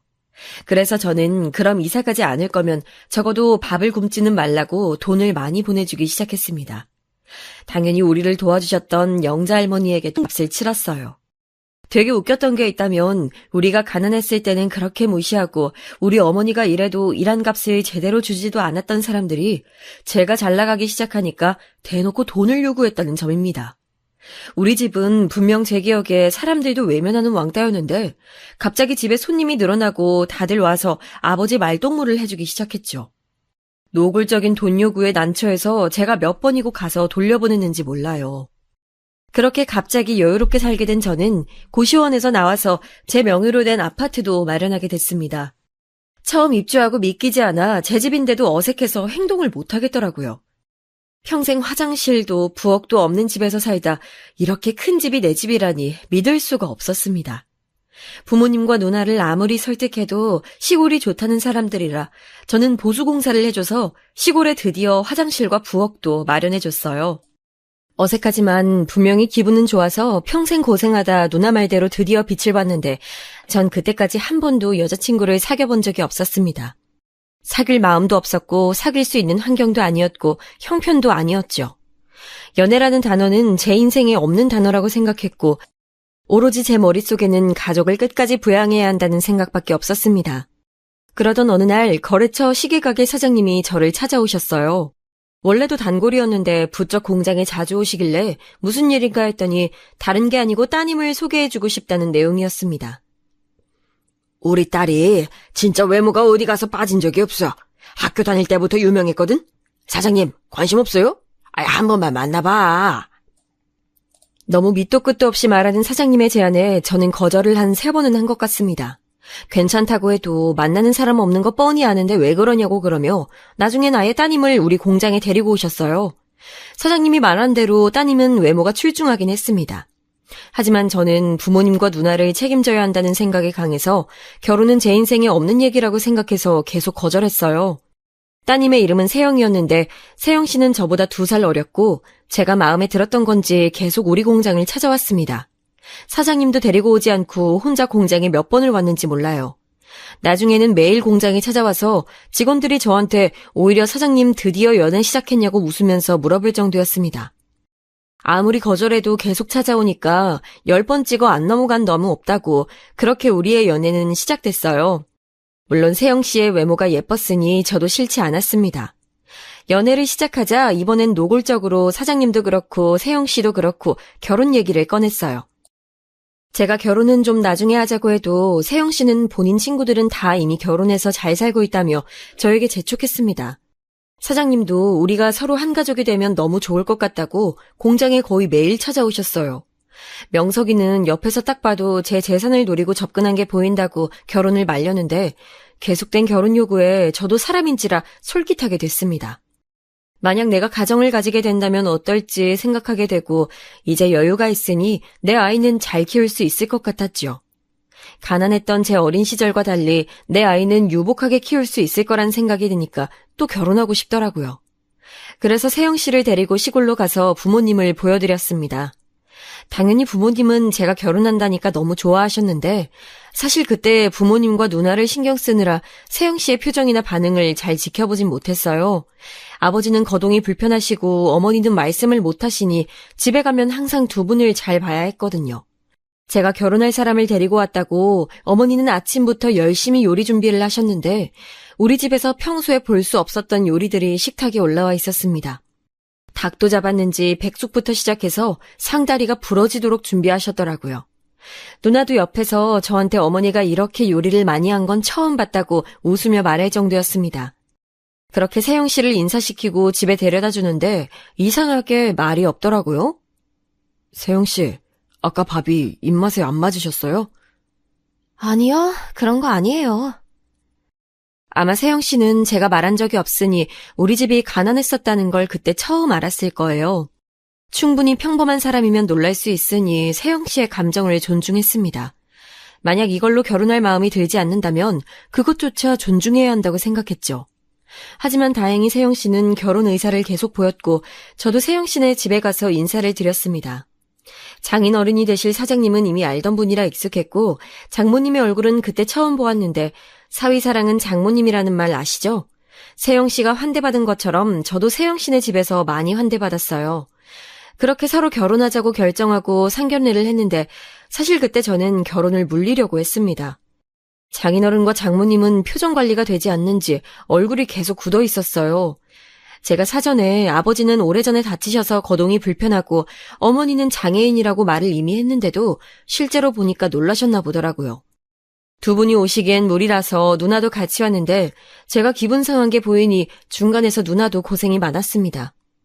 세영 씨와 그 일로 처음으로 싸우게 됐는데 진지하게 결혼을 물리려고 하니 세영 씨는 울며 매달리기 시작했어요. 그리고 사장님도 공장으로 찾아와서 미안하다고 거듭 사과하고 누나도 우리 집이 평범한 집은 아니니까 누구와 결혼해도 그런 반응은 있을 거라고 저를 다독였습니다. 그래서 저도 속상했지만 결혼식 때는 절대 그런 일 없을 거라는 장인어른과 세영 씨의 말을 듣고 예식장을 잡게 됐어요. 돈은 제가 많으니 예식장 예약부터 혼수까지 다 제 돈으로 해결했습니다. 예단은 필요 없고 집은 이미 제가 사놓은 아파트가 있으니 거기서 신혼을 시작하게 됐죠. 세영 씨가 결혼식 때 입을 장모님과 장인어른 옷을 사고 싶다고 해서 백화점에 가서 양손 두둑하게 사드리고 세영 씨의 옷도 몇 벌을 샀는지 몰라요. 가방부터 신발, 옷, 장신구 등 최대한 호화롭게 하고 싶다는 세영 씨의 말에 그렇게 하도록 해줬습니다. 어려서부터 돈에 대해 너무 서러웠던 게 많아 우리 가족에겐 아낌없이 해주고 싶은 마음이 컸거든요. 그리고 우리 부모님과 누나는 사치를 부리거나 무력이 전혀 없어서 해준다고 해도 거절하는 사람들이라 그때는 제 돈을 쓰는 세영 씨가 귀여웠습니다. 혼수도 최고급으로 제 돈으로 마쳤고 신혼여행도 무려 2주를 예약했어요. 웨딩드레스도 전국에서 제일 비싼 드레스를 서울까지 가서 맞추고 돌아왔고 무슨 출장 메이크업도 불렀습니다. 그렇게 결혼식을 하게 됐는데 어찌나 화려하게 했던지 꽃값만 수천이 들었어요. 직원들 말로는 자기들이 여기 살면서 이렇게 호화롭게 결혼식 올린 것은 본 적이 없다고 할 정도였습니다. 제 결혼식이니 당연히 부모님도 불렀는데 아버지는 휠체어를 타고 오셨어요. 제대로 앉지 못하시는 분이라 휠체어에 앉아 계셨고 어머니도 곱게 한복을 차려입었습니다. 매일 똑같은 옷만 입다가 고운 한복을 입으니 어찌나 아름다웠는지 몰라요. 누나도 오랜만에 예쁘게 꾸몄는데 누나는 제 결혼식 때 얼마나 많이 울었는지 모릅니다. 우리 부모님은 자식 결혼식이 처음이었는데 누나가 그때 부모님을 결혼식에 부르지 않았거든요. 그게 참 속상하고 본인의 한이었는데 제 결혼식으로 조금 한을 풀 수 있다고 계속 우느라 정신이 없었습니다. 결혼식을 올리고 나서 부모님을 시골에 다시 모셔다 드리고 신혼여행도 다녀오고 본격적으로 결혼 생활을 시작하게 됐어요. 아내가 본인은 살림을 잘하지 못한다고 해서 집에서 일하는 이모님을 불렀습니다. 그래서 아내는 살면서 빨래, 청소, 요리를 전혀 한 적이 없습니다. 다 이모님을 시켰고 본인은 제 카드로 친구들과 놀러 다니기 바빴습니다. 그래도 저는 가족이 생겨서 기쁜 마음이 더 컸어요. 장인어른의 시계 가게도 확장하고 싶다고 하셔서 골목에 있던 시계 가게를 대로변 1층 노른자 건물에 차려드렸어요. 그리고 장모님도 옷가게를 하고 싶다고 해서 옷가게를 열어줬고 제가 생각해도 처가에 최선을 다했습니다. 물론 그렇게 하려면 돈이 필요하니까 저는 더 열심히 공장에 나가서 일했어요. 사장님 제발 쉬라는 소리를 들으며 공장에서 직원들을 돕고 편의를 봐주니 다행히 직원들도 열심히 일해줬죠. 아내와 저는 둘 다 아이를 바로 가지고 싶었는데 생각보다 아이 가지는 게 쉽지 않았습니다. 병원에 가서 정밀 검사를 해봤더니 제 문제가 아니고 아내 몸의 문제였어요. 그래도 아이의 가능성이 없는 것은 아니라고 해서 병원에 다니며 아이 준비까지 하게 됐습니다. 좋다는 약도 먹고 영양제도 먹고 몸에 좋다는 것은 하나부터 10까지 다 하고 다녔고 무엇보다 아내가 스트레스를 받으면 좋지 않으니까 적어도 경제적으로는 숨통이 트이게 해주고 싶었어요. 그래서 제 카드로 열심히 쇼핑하고 다녀도 그러려니 하며 봐줬습니다. 아내는 노골적으로 우리 본가에 가는 걸 싫어했는데 시골이라 주변에 뭐 슈퍼도 제대로 없었고 주위에도 논밭밖에 없으니 가기 싫어했어요. 아무리 제가 보수공사를 해서 화장실과 부엌은 멀쩡해도 시골 특유의 환경이 있으니 평생을 광역시에서 살아온 아내는 이해하기가 어려웠죠. 그래서 저는 최대한 그런 아내를 이해하겠다고 본가에는 갈 수 있으면 저 혼자만 갔습니다. 부모님이 아내를 보고 싶어 하셔도 임신 준비하느라 바쁘다고 핑계를 대며 데리고 가지 않았어요. 제 딴엔 그게 배려라고 생각했던 거였습니다. 그러나 처가는 자주 방문했었는데 갈 때마다 장모님은 제 얼굴을 보면 자꾸 에어컨, 냉장고, 세탁기 등 가전을 바꿔달라고 했고 저는 그걸 또 해줬어요. 그럴 여유가 있으니 해주는 건 전혀 문제가 되지 않았습니다. 그러다 언제 한번 아내와 크게 다툰 적이 있는데 그때가 아마 결혼하고 첫 명절이었을 거예요. 아내가 시골에 가기 싫어하는 것은 당연히 이해해도 명절은 그래도 가족과 보내야 하는 거 아닌가요? 만약 그게 아니라면 전 결혼하지 않았을 거예요. 그래서 아내에게 명절에 시골에 갔다가 자지 않고 와서 처가에 가자고 했더니 아내는 표정을 구기며 꼭 시골을 가야 하냐고 물었습니다. 그럼 당연히 가야지. 설마 명절인데도 우리 부모님을 안 보겠다고? 아니, 너무 멀기도 하고 거기 가면 아무것도 없으니까 그렇지? 어차피 운전은 내가 하잖아. 1년에 명절이 2번밖에 안 되는데 그것도 싫어? 명절 사건으로 우리는 크게 다투게 됐고 급기야 아내는 짐을 싸서 처가로 가서 자고 왔습니다. 제가 가지 말라고 집에 있으라고 해도 아내는 울면서 처가로 가더라고요. 다음 날 장인어른이 전화와서 저에게 사과하며 명절에 우리 부모님을 보러 가기로 했다고 대신 말씀해 주셨습니다. 그렇게 화해하고 명절에 결국 시골에 가게 됐는데 아내는 기분이 좋지 않은 것을 전혀 숨기지 못하더라고요. 그래도 대놓고 툴툴거리거나 그러진 않아서 저도 기분 좋은 날이니 꾹 참았습니다. 역시나 누나와 부모님은 우리가 온다고 며칠 전부터 준비하고 계셨던 건지 집에는 이미 잔치가 시작되고 있었어요. 아내와 약속한 대로 자지 않고 떠났는데 아쉬움을 숨기지 못하는 부모님 얼굴을 보고 눈물을 참느라 얼마나 고생했는지 모릅니다. 돌아와서 처가도 들리고 그렇게 명절 사건은 마무리가 됐어요. 제가 이 얘기를 다시 꺼내며 아내에게 다른 건 몰라도 시골에 가는 게 1년에 단 2번인데 그것마저 싫으면 지금이라도 아이가 없을 때 갈라서자고 하니 울면서 빌더라고요. 자기가 잘못했다고 다시는 그런 일 없을 거라고 해서 저도 서로 이해하며 살자고 하며 마무리가 됐습니다. 그 뒤로는 실제로 아내가 명절 때 기꺼이 시골을 가서 그 얘기는 끝나게 됐죠. 아이가 생기지 않아 2년 동안은 그렇게 지내다가 드디어 인공수정이 성공해서 아내는 아이를 가지게 됐습니다. 임신했다는 소식을 병원에서 듣고 너무 기뻐서 아내를 안고 돌아다니니까 병원에서 초기가 제일 중요하다고 혼나기까지 했어요. 저는 아내의 태교를 위해 집으로 이모님을 한 분 더 불렀습니다. 그리고 아내가 원하는 건 무엇이든지 다 들어줬어요. 암묵적으로는 명절엔 당연히 우리 본가를 방문하는 게 일이었는데 임신 기간 때는 제가 자진해서 가지 않게 했습니다. 물론 아내가 계속 몸이 안 좋은데 시골에 가야 하냐고 물어서 반강제긴 했어도 저도 그 정도는 이해해줬죠. 부모님과 누나도 아내의 임신 소식을 듣고 굉장히 기뻐하셨습니다.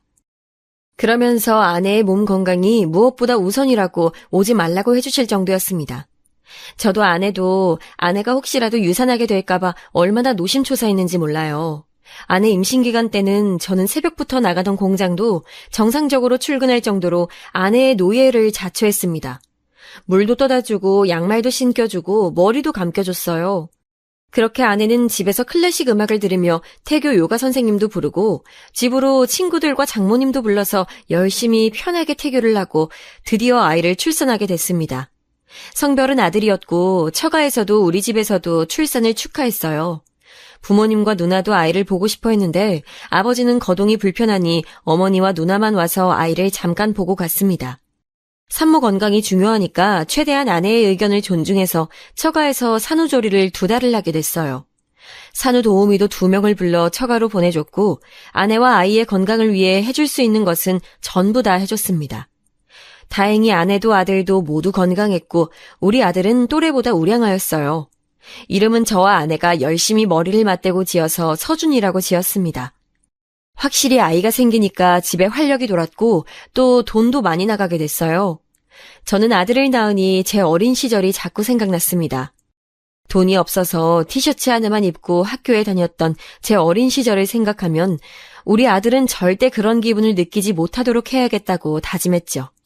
그렇다고 부모님을 원망한 것은 진짜 전혀 아니고 그냥 제가 느꼈던 것을 아들은 느끼지 말길 바랐던 거랍니다. 그렇게 아들이 100일이 지나고 저는 아내에게 말해서 아들을 데리고 시골을 가려고 했습니다. 아버지는 아들이 태어났다는 소식만 듣고 실제로 본 적이 없으니 보여주고 싶었어요. 그러자 아내는 표정을 굳히며 차라리 부모님을 집으로 부르는 게 어떠냐고 하더라고요. 전 기분이 상했지만 최대한 아내의 의견을 존중해 주려고 노력했습니다. 그래서 부모님께 말했더니 아버지는 괜찮다고 차라리 돌잔치에 오겠다고 하셨어요. 그래도 손주가 태어났는데 얼굴은 보여드리고 싶은 마음에 아내를 일주일간 설득해서 겨우 시골에 가서 1시간 정도 아이를 보여줬습니다. 아버지는 우리 아들을 보고 눈물을 흘리실 정도로 좋아하셨어요. 그렇게 좋아하는 모습을 보니까 뿌듯하면서 가슴이 아팠습니다. 집으로 돌아와서 저는 혼자 새벽에 얼마나 울었는지 몰라요. 부모가 되어보니 부모님이 저를 어떤 마음으로 키우셨는지 알게 되어 슬펐습니다. 그리고 저는 다시 공장에 열심히 나가 일하기 시작했고 아내는 집에서 편하게 아이를 보고 있었지요. 그러던 어느 날 장인어른 생신이라 처가에 가게 됐습니다. 그리고 오늘 제가 제보한 사연의 사건이 일어나게 됐어요. 처가 식구들이 다 한자리에 모였고 다들 즐겁게 집에서 밥을 먹고 있었습니다. 그러다 장모님이 아들의 돌잔치 얘기를 꺼내셨어요. 마침 아침에 누나와 통화하며 부모님이 우리 아들 돌잔치에 온다는 소리를 이미 들었던 터라 저도 호응하고 있었습니다. 처가도 아내가 첫째라 우리 아들이 첫 손주라 의미가 남다른 건 저도 알고 있었어요. 그래서 돌잔치 장소를 어디 큰 곳에서 잡자고 하며 제가 예산은 생각하지 말고 최대한 좋은 곳으로 잡으라고 말하고 있었습니다. 이서방, 사돈도 오시지? 아, 네. 부모님이 돌잔치는 꼭 오고 싶다고 하시더라고요. 그래서 제가 모시고 오려고요. 이렇게 말하고 저는 머릿속으로 전날에 데려와서 시설 좋은 호텔에서 잘 수 있게 해야지 생각하고 있었는데 그런 제 귀에 믿을 수 없는 아내의 목소리가 들려왔습니다. 지금 사연을 쓰는 이 순간에도 손이 떨리는 내용이었어요. 여보, 솔직히 결혼식 때도 어머님 아버님 너무 촌티나서 쪽팔렸어. 오시지 말라고 해. 거동도 불편한데 굳이 왜? 저는 그 말을 듣고 순간적으로 아내의 뺨을 때렸습니다. 진짜 다른 것도 아니고 부모님 모욕은 제가 참을 수가 없더라고요. 때려야지 생각하고 때린 게 아니고 손이 저절로 나갔습니다. 지금도 아내의 뺨을 때린 것은 후회하지 않아요. 키우느라 고생하신 부모님 욕을 처가 식구들 다 있는 앞에서 들었는데 제가 가만히 있으면 그게 불효 아닐까요? 장난해? 뭐야? 오지 말라고? 됐어, 이혼해! 이럴 거면 도대체 나랑 왜 살아? 이혼해! 장모님은 아내에게 달려가서 뺨을 감싸고 있다가 제가 이혼하자는 말에 기겁하더라고요. 장인어른도 아내에게 무슨 말을 그렇게 하냐고 화내고 아들은 울고 저는 강경하게 이혼 선언을 했습니다. 그러면서 장인어른과 장모님에게 가게도 정리하고 그냥 제가 이제까지 해줬던 모든 것을 가져갈 거라고 했어요. 우리 부모님을 욕한 사람과 더 살고 싶지 않았고 이제껏 남부럽지 않게 살 수 있게 했던 그 모든 것이 전부 오히려 후회되기 시작했습니다. 아내와 장모님은 울면서 빌기 시작했고 장인어른도 제게 와서 바짓가랑이를 잡으며 매달렸어요. 하지만 저는 그냥 그대로 우는 아들을 데리고 집으로 왔습니다. 그리고 바로 다음 날 변호사를 찾아가서 이혼 서류를 들고 처가에 변호사를 보냈어요. 그러자 아내는 공장으로 와서 빌기 시작했습니다. 자기가 이제 잘하겠다고 하며 장모님과 장인어른도 다 데려와서 도저히 일할 수가 없게 만들더라고요. 그래서 저도 마음이 약해지려고 했는데 아내의 말 한마디에 저는 결국 이혼을 하게 됐어요. 거동이 불편하니까 그랬던 거야. 어머님도 말 못하잖아. 그냥 그게 서로한테 좋을 것 같았어. 내가 그래도 미안해. 용서해줘. 본인의 잘못이라곤 전혀 모르고 반성도 안 하는 모습에 조금 빌면 예전처럼 제가 용서할 줄 알았는지 아내는 저에게 저렇게 말했습니다. 그래서 저는 뒤도 돌아보지 않고 이혼하게 됐어요. 아이 양육권은 제가 다 가져왔고 당연히 장인어른과 장모님의 가게도 원상태로 복구시켰습니다. 자꾸 찾아와서 경찰만 3번을 넘게 불렀네요. 자기가 잘하겠다고 울면서 빌어도 얼굴이 보기 싫을 정도가 됐어요. 부모님께는 나중에 말씀드렸는데 당연히 아내의 막말로 헤어졌다고 하지 않고 성격 차이로 틀어졌다고 했습니다. 누나한테만 따로 아내의 사치가 그동안 심하기도 했고 막말을 들어서 이혼하게 됐다고 했더니 누나는 사실 비밀이라고 하며 아내의 행동을 저에게 말했어요. 제가 부모님께 신경 쓰느라 미처 몰랐는데 아내는 시골에 가기만 하면 똥 씹은 표정으로 계속 인상을 쓰고 있어서 그걸 어머니가 눈치챌 정도였다고 합니다. 우리가 집에 가면 어머니는 며느리 눈치가 보인다고 누나한테 살짝 말할 정도였대요. 그걸 들으니 지난날이 후회스러웠고 더 빨리 이혼할 걸 후회하게 됐습니다. 혼잣말로 계속 욕도 하고 한숨을 어찌나 쉬던지 누나는 매번 민망하다고 했습니다. 그래서 지금은 이혼한 게 전혀 후회되지 않아요. 아들도 이모님만 2명이라 아주 잘 키우고 있습니다. 마음 같아서는 아내에게 아들을 평생 보여주기도 싫네요. 제가 준비한 사연은 여기까지입니다. 사연을 쓰며 힘들게 살았던 어린 시절도 다시 생각할 수 있었는데 뜻깊은 시간이었어요. 여러분도 통쾌하게 잘 들으셨는지 모르겠지만 제 사연 들어주셔서 감사합니다. 다들 부모님과 행복한 인생 사시길 진심으로 바랄게요.